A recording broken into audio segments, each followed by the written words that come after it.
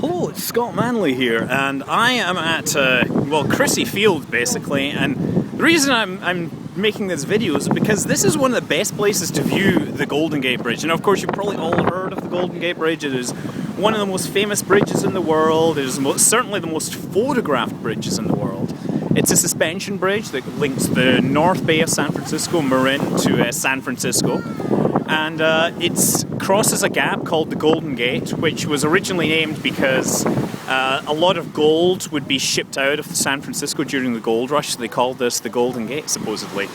It's a 2-kilometer gap that had to be bridged, and they said that it wasn't possible at the time because of the strong currents, the strong winds, and the fog as well, which would get in the way of engineering. But people continued to champion the idea, and a guy called Joseph Strauss became a key visionary, let's say, designing the bridge. He envisaged this idea of a suspension bridge in the middle with a cantilever at either end.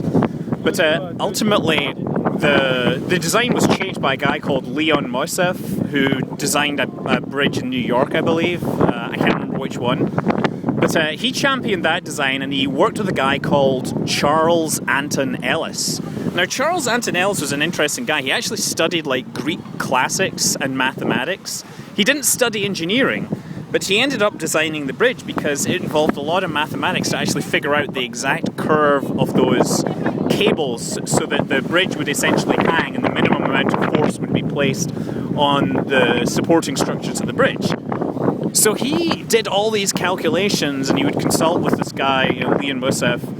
I'm probably mispronouncing his name, but he consulted with him so much via telegram that Joseph Strauss actually fired Charles Ellis. And Charles Ellis continued. He apparently worked 70 hours a week doing table after table of calculations trying to optimize the shape of the bridge. And eventually, the bridge was built according to his calculations, even though he wasn't employed officially anymore.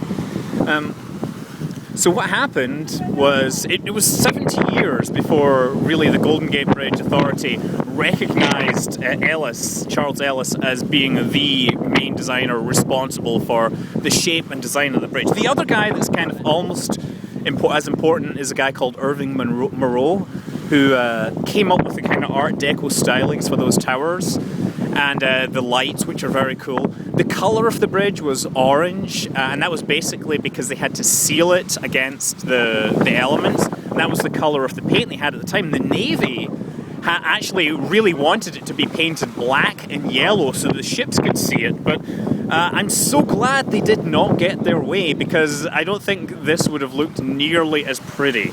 Yeah, so there's the Golden Gate Bridge. It is a marvel. It is something like 2.8 kilometers long. The central span is about 1.5 kilometers, I think. I'm not sure precisely.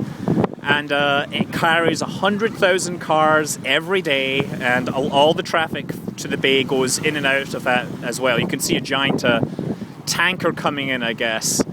Anyway, I'm Scott Manley. Fly safe.